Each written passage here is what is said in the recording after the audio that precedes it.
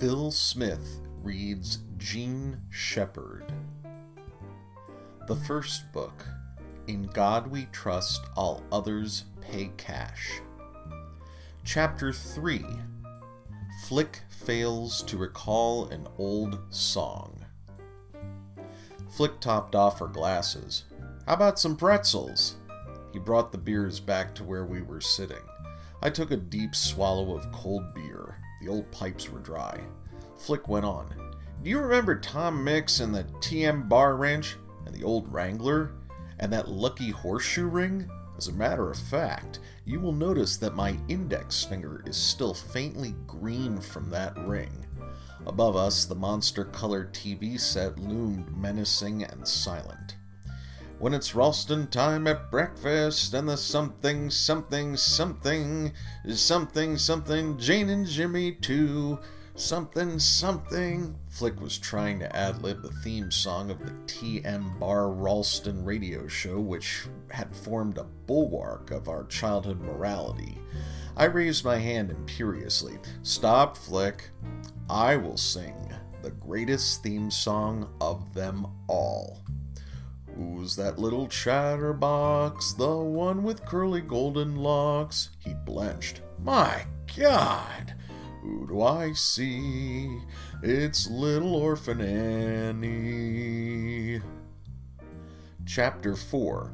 The Counterfeit Secret Circle Member Gets the Message, or The Asp Strikes Again. Every day when I was a kid, I'd drop anything I was doing, no matter what it was. Stealing wire, having a fist fight, siphoning gas, no matter what, and tear like a blue streak through the alleys, over fences, under porches, through secret shortcuts to get home not a second too late for the magic time. My breath rattling in wheezy gasps, sweating profusely from my long cross-country run, I'd sit glassy-eyed and expectant before our Crossley Notre Dame Cathedral model radio. I was never disappointed. At exactly 5:15, just as dusk was gathering over the picturesque oil refineries and the faint glow of the muttering open hearths was beginning to show red against the gloom, the magic notes of an unforgettable theme song came rasping out of our Crossley. Who's that little chatterbox, the one with curly golden locks? Who do I see? It's little orphan Annie. Ugh, they don't write tunes like that anymore.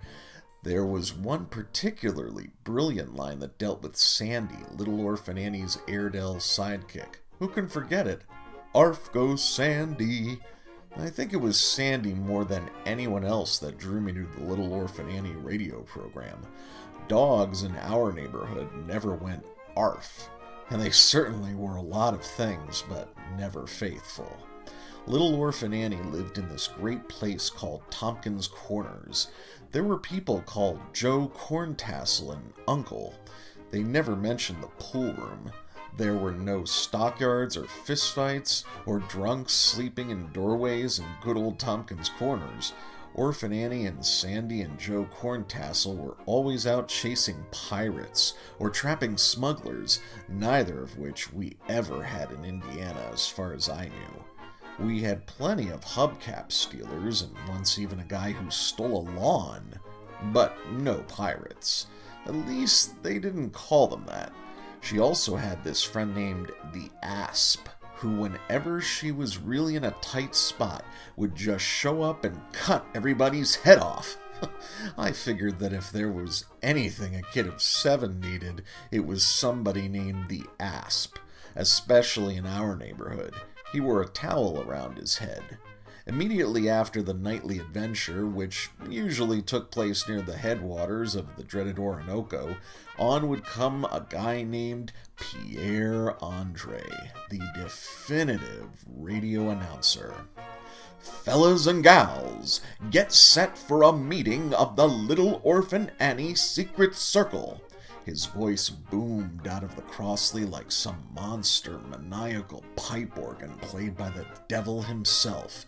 Vibrant, urgent, dynamic, commanding. Pierre Andre. I have long had a suspicion that an entire generation of Americans grew up feeling inferior to just the names of the guys on the radio. Pierre Andre, Harlow Wilcox, Vincent Pelletier, Truman Bradley, Westbrook Van Voorhees, Andre Barach, Norman Brokenshire. There wasn't a Charlie Schmidlap in the lot. Poor little Charlie crouching next to his radio, a born right fielder, playing right field all of his life, knee-deep in weeds, waiting for a fly ball that never comes and more than half afraid that one day they will hit one in his direction. Okay, kids, time to get out your secret decoder pin. Time for another secret message direct from Little Orphan Annie to members of the Little Orphan Annie Secret Circle. I got no pin. A member of an out-group at the age of 7, and the worst kind of an out-group. I am living in a non-Ovaltine drinking neighborhood. All right, set your pins to B7. 7, 22, 19, 8, 49, 6, 13, 3, 22, 1, 4, 19. Pierre Andre could get more out of just numbers than Orson Welles was able to squeeze out of King Lear. 14, 9, 32. Okay, fellas and gals, over and out. And then silence. The show was over, and you had a sinister feeling that out there in the darkness all over the country, there were millions of kids decoding. And all I could do was go out in the kitchen where my mother was cooking supper and knock together a salami sandwich and plot. Somewhere kids were getting the real truth from Orphan Annie, the message. And I had no pin. I lived in an oatmeal-eating family and listened to an Ovaltine radio show. To get into the Little Orphan Annie Secret Circle, you had to send in the silver inner seal from a can of what Pierre Andre called that rich chocolate-flavored drink that all the kids love. I never had even seen an Ovaltine can in my life. But as the old truism goes, every man has his chance, and when yours comes, you had better grab it. They do not make appointments for the next day. One day, while I am foraging my way home from school, coming down one of my favorite alleys, knee-deep in garbage and the thrown-out effluvia of kitchen life, there occurred an incident which forever changed my outlook on existence itself. Although, of course, at the time I was not aware of it, believing instead that I had struck the jackpot and was at last on my way into the big time. There was a standard game played solo by almost every male kid I ever heard of, at least in our neighborhood. It was simple, yet highly satisfying. There were no rules except those which the player improvised as he went along. The game had no name and is probably as old as creation itself. It consisted of kicking a tin can or tin cans all the way home.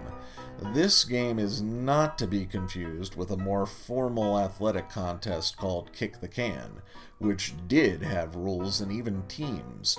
This kicking game was a solitary, dogged contest of kid against can, and is quite possibly the very earliest manifestation of the golf syndrome. Anyway, I am kicking condensed milk cans, baked bean cans, sardine cans along the alley, occasionally changing cans at full gallop, when I suddenly found myself kicking a can of a totally unknown nature. I kicked it twice, good, solid running belts, before I discovered that what I was kicking was an Ovaltine can, the first I had ever seen. Instantly I picked it up, astounded by the mere presence of an Ovaltine drinker in our neighborhood, and then discovered they had not only thrown out the Ovaltine can, but had left the silver inner seal inside. Some rich family had thrown it all away. 5 minutes later, I've got this inner seal in the mail, and I start to wait. Every day I would rush home from school and ask, Is there any mail for me? Day after day, eon after eon. Waiting for 3 weeks for something to come in the mail to a kid is like being asked to build the pyramids single-handed using the number 3 erector set, the one without the motor. We never did get much mail around our house anyway. Usually it was bad news when it did come. Once in a while a letter marked occupant arrived, offering my old man $300 on his signature only, no questions asked.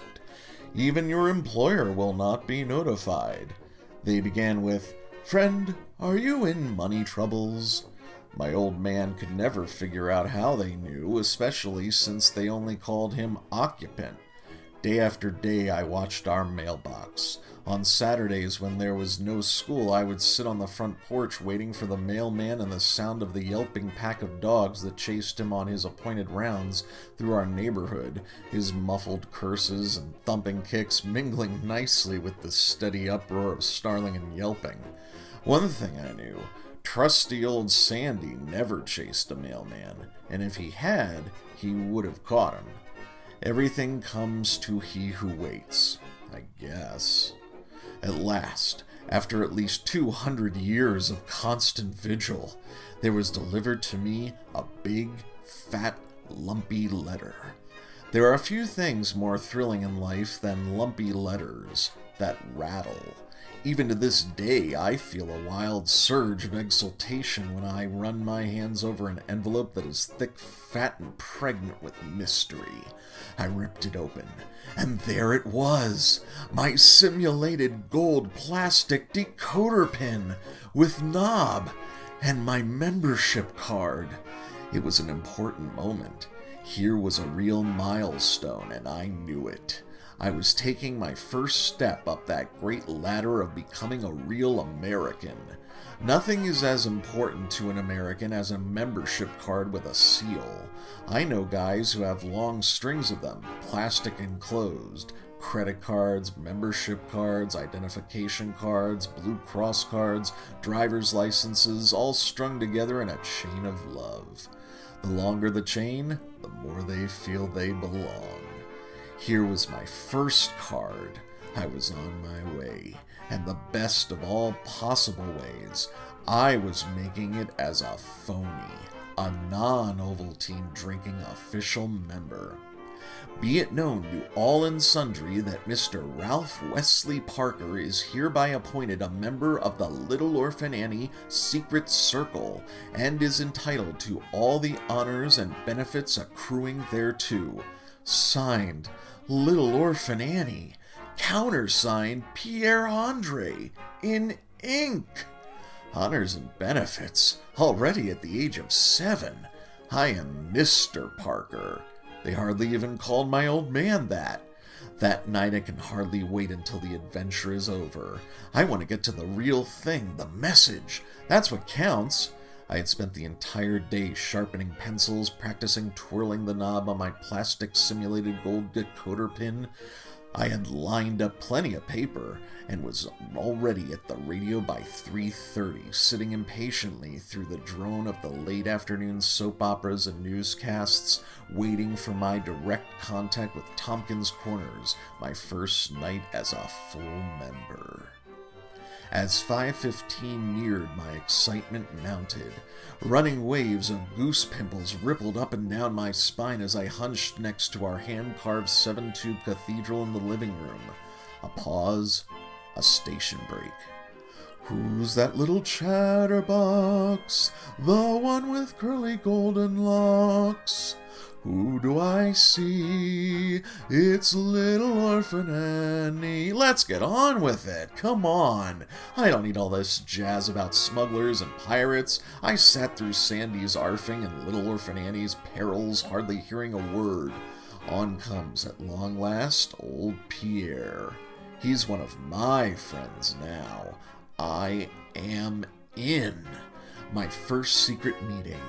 Okay, fellas and gals, get out your decoder pins. Time for the secret message for all the regular pals of Little Orphan Annie, members of the Little Orphan Annie Secret Circle.